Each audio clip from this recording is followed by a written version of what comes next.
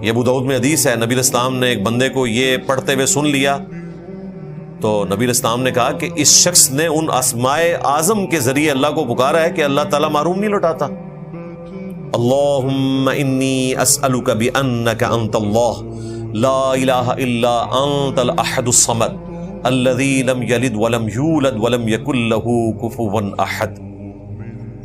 اور ایک دوسری حدیث ابو داؤد ترمذی میں آتی ہے کہ یہ دو آیات ایسی ہیں جن میں اللہ تعالیٰ کے اسماء اعظم موجود ہیں جن کے ذریعے دعا قبول ہوتی ہے۔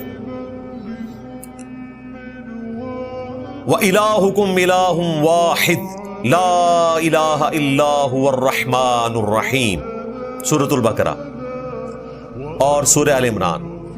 الف لام میم، اللہ لا الہ الا هو الحی القیوم۔